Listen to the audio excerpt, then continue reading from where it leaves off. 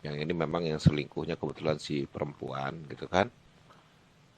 Pada akhirnya ketahuan lagi, dan yang fatalnya sampai ke orang tua kandung si perempuan pun tahu sudah menikah. Terus memang parah yang perempuan ya, sekedar mencari kebutuhan biologis lah kalau kita bisa bilang kayak begitu gitu kan. Ada usaha si perempuan taubat lah ceritanya gitu untuk tidak mengulangi lagi tabiat buruknya, sehingga datang ke gua untuk diterapi. Kebetulan orangnya sangat sugestible ya. Nah, ketika Hmm. dia itu gua terapi untuk tidak melakukan tabiat buruknya lagi, itu bertahan 3 tahunan. Cuma setelah 3 tahun gitu ya, dia berulah lagi, hanya sekarang lebih cantik permainannya, lebih halus. Malah jadi makin pro gitu loh. Suwe.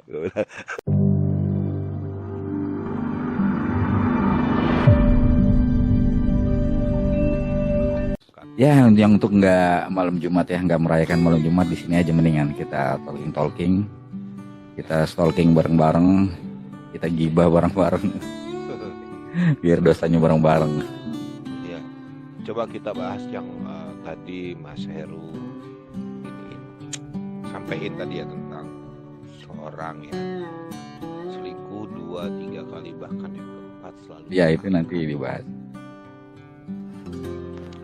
Kita bahas nggak apa-apa. Jadi ini, Kriswanto ini dia udah 3 kali kirim WhatsApp story tapi baru gue bahas hari ini karena gak gue bacain semua karena ada etika. Jadi apa ya? Dia ngerasa ceweknya ini sayang banget sama dia, cuman nggak tahu kenapa ceweknya ini juga dia jalan sama orang lain kan, tetapi mungkin stagnan sama pihak ketiganya itu dia balik lagi sih ke si Chris, dan kejadian itu terulang terus, berbohong-bohong tapi dia selalu memaafkan dan selalu menerima gitu kan.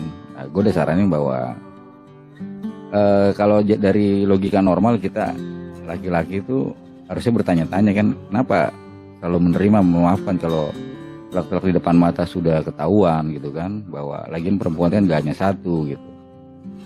Peristiwa ini pun bisa berlaku antara misalkan yang selingkuhnya lelakinya atau perempuannya, siapapun itu kalau udah lebih dari 3 kali, menurut gue sih ini watak dan harus disikapi gitu loh. Jadi jangan juga karena cinta kita ibaratnya bela-bela minum racun, dan hubungan toksik itu nggak bagus lah, artinya harus lebih open minded lagi gitu loh Ki. Memang rata-rata Ya, laki-laki tuh kalau jatuh cinta tuh jadi bodoh, nggak pakai logika ya. Makanya si ya, Chris, ya. ayo Chris sini kita nangis bareng-bareng. Kebetulan gua sempet ada beberapa tahun yang lalu, kurang lebih mungkin ceritanya hampir mirip lah gitu ya.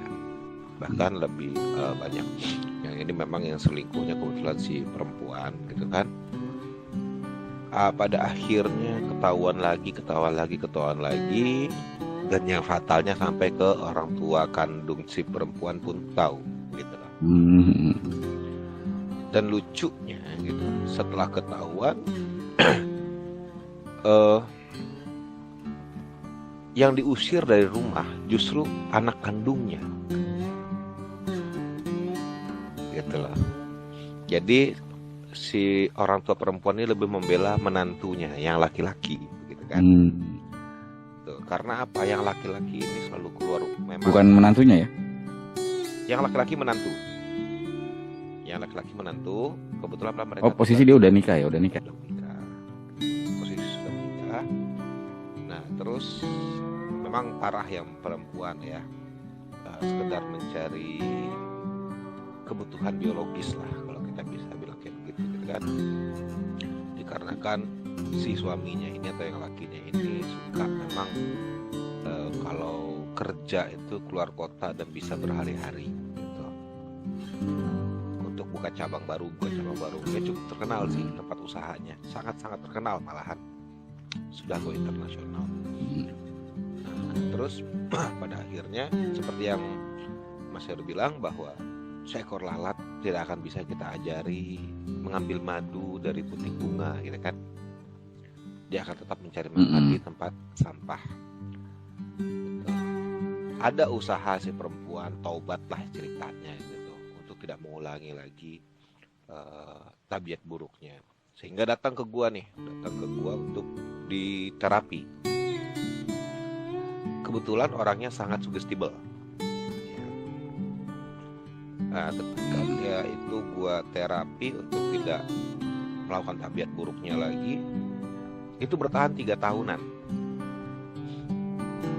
Gua hipno, jujur aja gua hipno, kan? Cuma 1 kali terapi pada saat itu karena dia sangat sugestible.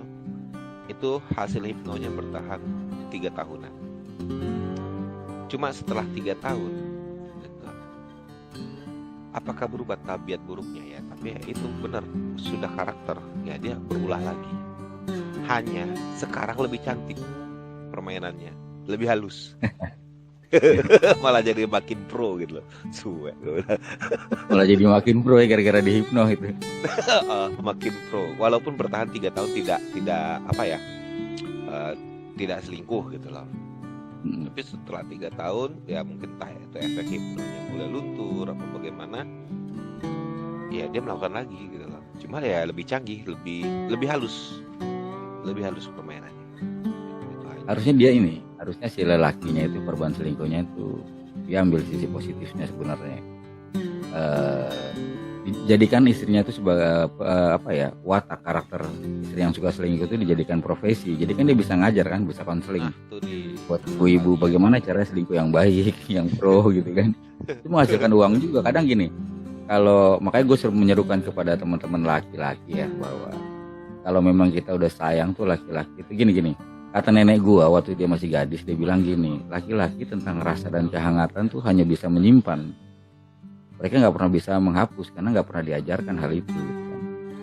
Makanya kalau untuk melupakan lelaki itu gampang. Yang susah adalah melawan takdir yang selalu mempertemukan mereka kembali. Nah ini maksud gua, banyak banget laki-laki kalau masalah perempuan tuh lebih drop, lebih lemah dan di saat di Eropa tuh bahwa kalau di Eropa sana tuh curhat tuh hal yang tabu buat laki-laki, tabu dan dianggap nggak layak lah, malah negatif stigmanya. Makanya mereka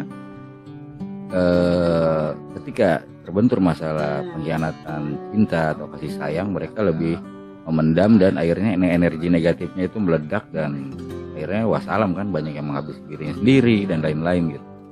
Beda kayak di Indonesia kan, kalau di Indonesia kan laki-laki nggak perempuan tuh casualnya tuh sama lah, gibah tuh jadi fashion dan selalu trending kan. Iya. Jadi artinya itu kalau sekarang ini kerennya tuh mereka mengalami fase narsistik di perempuannya itu, dan lelakinya itu dia masuk dalam hubungan toksik. Pilihannya dia tinggalkan, nggak bisa, dia sama-sama sakit hati. Nah itu dilemanya seperti itu. Dilemanya seperti itu, tinggal tingkat keparahan si narsistik ini seperti apa, harus ditelaah lagi. Dan itu bakal kembali kok. Mau 3 tahun, mau 6 tahun, nanti mereka bakal kembali lagi mengulangi perbuatan-perbuatan itu, karena mereka sudah mungkin tersugesti kali memori, ingatan, kenangan itu mempengaruhi ya yang sudah menjadi karakter. Kan? Seperti halnya laki-laki yang pernah nakal, terkadang dia kangen untuk seru ya, di masa lalu gue bahagia dengan kenakalan gue. Ketika sudah berkeluarga, dia pengen mengulangi kenakalan tersebut, walaupun hanya sekedar untuk mengenang, itu sekali 2 kali kan begitu. Ya begitulah manusia gitu kan. Nggak laki-laki nggak perempuan, ya hampir sama, 11-12 lah sebenarnya. Ya, ada faktor ini juga sih, pada parenting mereka kecilnya. Iya. Ada setback dari masa kecil dia tentang didikan orang tuanya, lingkungannya itu, dari beberapa riset ada dampaknya ke sana juga. Jadi banyak banget faktornya. Tapi bedanya gini loh, kalau laki-laki itu selingkuh makanya dampaknya nggak berbahaya karena apa? Karena mereka kan nggak main rasa. Laki-laki kan biasanya hanya di ranah hawa nafsu aja mereka. Betul. Endingnya tetap ranjang lah. Betul. Kalau perselingkuhan itu kan endingnya tetap ranjang. Tapi kalau perempuan kenapa dampaknya berbahaya menurut beberapa psikolog ya, termasuk di One dan Post One yang di majalah-majalah publikasi penelitian itu mengatakan bahwa karena perempuan itu dampaknya pakai perasaan. Perempuan kalau nggak ada perasaan dengan laki-laki nggak akan mau melakukan apapun kan. Betul. Betul. Makanya itu lebih cenderung kalau yang udah rumah tangga merusak rumah tangganya, kalau yang ini merusak nama baiknya, dan kalau sudah watak semakin besar dampaknya malah melahirkan satu kepribadian baru sama si perempuan itu gitu. Jadi akhirnya dia tadinya normal, akhirnya punya kepribadian ganda, bukan dalam artian apa ya, sebuah game, sebuah tantangan, dan akhirnya mereka menikmati, apalagi ada korban. Semakin korbannya itu sayang sama dia, semakin dia berdaya dan semakin dia enjoy di situ gitu. Dan ini berlaku buat korbannya perempuan atau korbannya laki-laki, sama mereka fasenya dalam bahasa psikolog. Dan sekarang ini lagi tren, apalagi di media sosial malah di-boomingin kan, tren perselingkuhan, tren ini gitu. Dan itu yang harus dilawan, sebenarnya diserukan bahwa selingkuh tuh kan enaknya sebentar lah. Betul ya? Iya, betul. Enaknya sebentar. Selingan indah keluarga utuh kalau buat yang pro. Sebentar, gurihnya yang lama. Gurihnya yang lama gak hilang juga. Ya sebentar doang, gurihnya yang lama. Ya jadi gimana ya Kak, itu kembali ke masing-masing sih. Kadang mental juga ya kalau laki-lakinya tuh. Gue juga pernah ngalamin fase kayak gitu sih. Akhirnya gue ikut alur permainan mereka, ikut alur permainan si perempuannya. Akhirnya mereka juga down sendiri karena tahu mereka berbohong ketebak, mereka ini tahu. Akhirnya mereka merasa gue ini hanya memanfaatkan dia gitu kan. Satu sisi akhirnya mental sendiri gitu.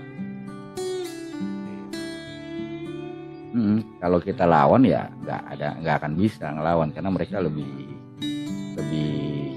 jago lah. Malah gini, yang tadinya hubungannya romansa, kita cuma tinggal ngerubah aja. Dari romansa tuh kita rubah pola hubungannya jadi casual dating, casual relation. Atau kalau memang si laki-lakinya tulus atau perempuannya tulus, ya mereka rubah aja jadi hubungan yang tadinya romansa pacaran jadi platonis. Platonis tuh hubungan keintiman antara dua orang, lelaki dan perempuan. Mereka intim, mereka makan, mereka jalan, mereka tinggal bareng, tetapi mereka nggak melakukan hubungan seksual kalau platonis. Sementara kalau casual relation tuh sama, bedanya casual relation tuh mereka melakukan hubungan seksual. Ada lagi casual dating sama juga, cuma mereka tanpa komitmen, jadi artinya fun aja. Atau yang sekarang trendingnya tuh FWB. Nah ini ngeri, ini mah ngeri.